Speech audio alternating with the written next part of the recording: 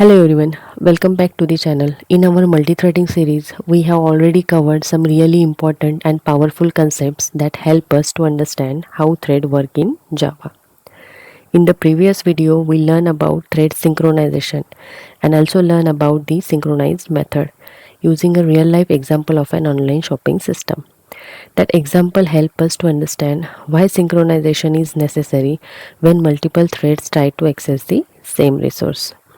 In this video, our focus will be on synchronized block, what it is, how it works, and how we can implement it with a simple and clear example. Okay, and by the end of this video, you will clearly understand what a synchronized block is, how it works internally, and how to implement it in Java with a simple and easy example. Everything we are going to learn in this video, so just keep watching till end.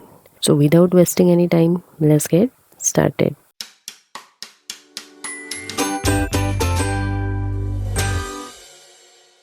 So let's understand what is synchronized block in Java. So block means a group of code or a piece of code, right? And synchronize is a keyword which allow only one thread to execute at a time. So basically synchronized block is a piece of code in Java which allow only one thread to execute at a time, that piece of code. Or you can simply say a synchronized block in Java allow only one thread at a time to execute a piece of code. Clear? Now let's implement it practically directly through an example. But before that, let's understand the syntax, how we can create synchronized block in Java. Okay. So syntax of synchronized block is very simple. So simply write synchronize keyword with parenthesis followed by opening and closing curly braces. And inside curly braces, we need to write a code. That's it. Now here question comes that why do we need to use parenthesis with synchronize keyword, right? So inside parenthesis we need to pass an object, but which object? Again question comes that. So object that we want to lock, that object we need to pass here inside parenthesis so that the JVM understand which object's lock should be used. Basically synchronized always work with an object lock, right? Every object in Java has its own lock. And therefore, when we create a synchronized block, we must pass an object that we want to lock. Then only one thread can enter that block for that object at a time. Clear? So this is the syntax of synchronized block. And don't worry, I will explain it practically as well. Then you will understand it clearly. Okay? Now let's understand it practically with simple real life example of online shopping. Okay, now see here, this is the example I used to explain synchronized method in previous video. So we are going to continue with this example to explain the synchronized block. Okay, so first let's create a synchronized block, and the syntax we already discussed. So let's create it. But here question comes that where can we create synchronized block? Directly inside class, inside method, inside constructor, or inside another block?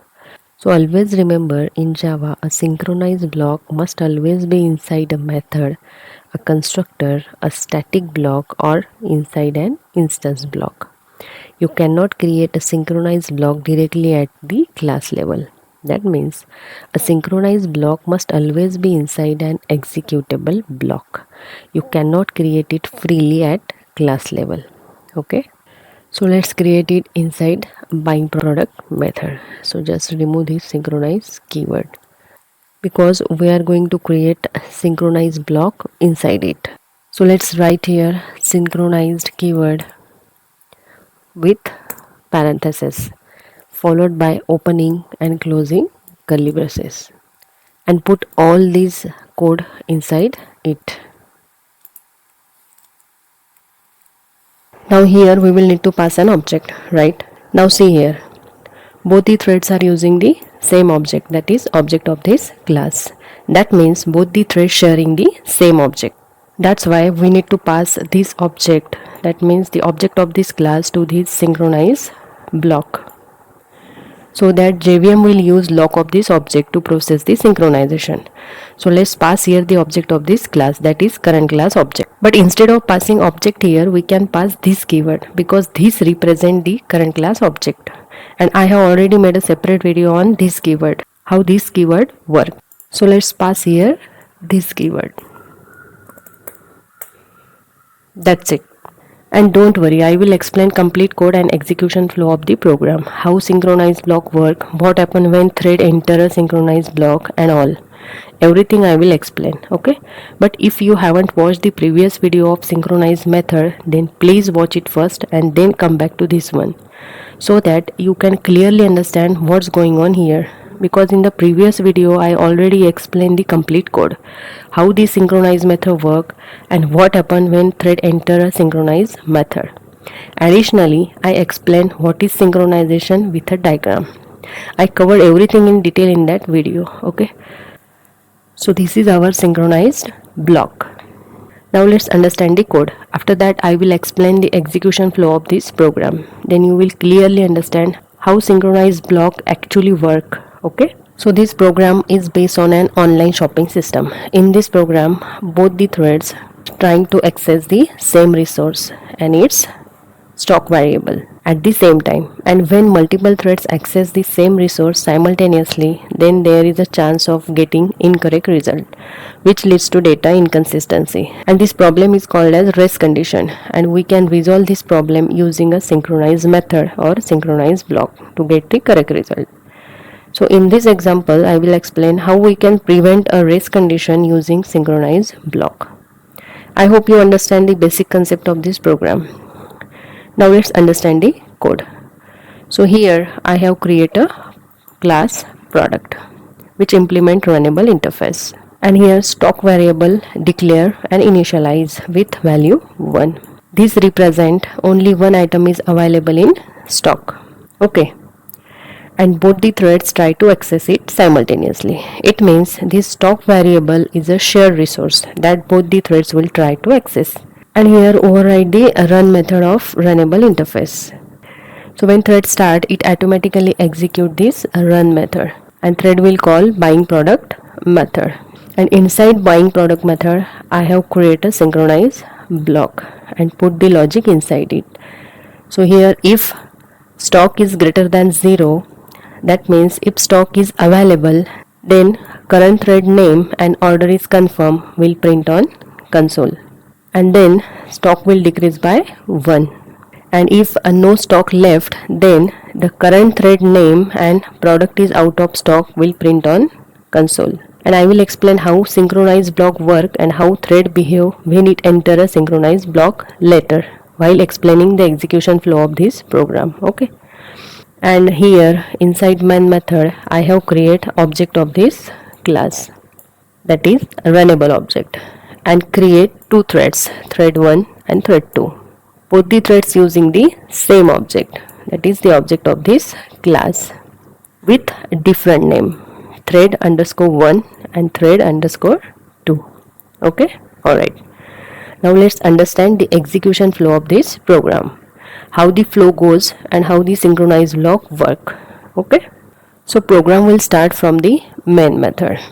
The JVM start execution from here. So first control will come to this and product class object will create with reference variable runnable object. Then instance variable stock will initialize. This variable stock is shared resource that both the threads, thread 1 and thread 2 will share commonly. Then two threads will create, thread 1 and thread 2, with name thread underscore 1 and thread underscore 2, having same runnable object to both the threads, so that both the threads will execute the run method of this class. Then control will come to this and thread 1 will start. Then internally JVM calls a run method of this class, because as I said before, here I have passed object of this class to this thread constructor. Therefore JVM will call a run method of this class. Then thread 1 start executing run method. Then control will come to this and this buying product method get called, and thread 1 enter into a buying product method. Now listen carefully. We have create here synchronized block inside method, right? So here JVM lock the current class object because here we have passed this keyword and this represent the current class object. Basically, JVM uses the monitor lock of this runnable object. So always keep in mind, in Java, every object automatically has a monitor lock. We don't create it, even we don't see it in a code, but the JVM uses it to control synchronized access. So simply remember, in Java, every object has its own lock, and this lock is created automatically when the object is created. So every object carry a built-in lock that only one thread can hold at a time. Clear? So when thread 1 enter into a synchronized block, then thread 1 acquire the monitor lock of this runnable object. And at the same time, if thread 2 try to enter in a synchronized block, then it get blocked and wait until thread 1 release the lock. Okay. So currently assume that thread 1 acquire the object lock. Then control will come to this, and here it will check stock is greater than 0. Yes, condition is true because current value of stock is 1. Then control will come over here and current name thread and order is confirmed will print on console. And then control will come to this and stock will decrease by 1 and stock will become 0. And now stock value is 0. Then thread 1 exit synchronized block, release the monitor lock and will terminate. Then thread 2 enter into a synchronized block, acquire the same monitor lock, and here we'll check for the condition. If stock is greater than 0, no, condition is false because current value of stock is 0. Then control will come to the else part and the current thread name and product is out of stock will print on console. Then thread 2 exit synchronized block, release the monitor lock and terminate. After that, no code left inside main method, so program will terminate and JVM will shut down. Clear? I hope you understand how execution flow will go. Now let's run the code and let's see. You can see here we have got an expected output. But here thread execution order may vary, because order of thread execution depends on the thread scheduling, but correctness is guaranteed due to synchronization. If I run it again,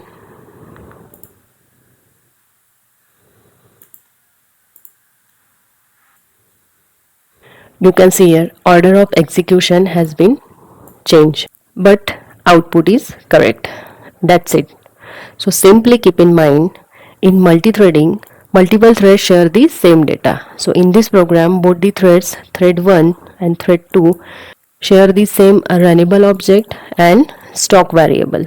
If two threads modify the same data at the same time, it can cause incorrect result or data inconsistency, and this problem is called as race condition. And synchronized block help to prevent this.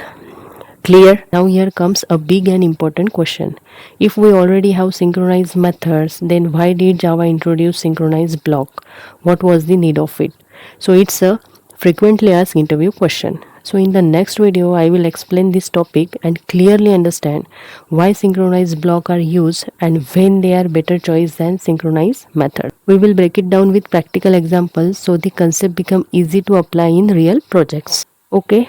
That's all for this session on synchronized block. I hope this explanation helped you understand the concept a little better. If you found this video helpful, please like, share and subscribe to the channel.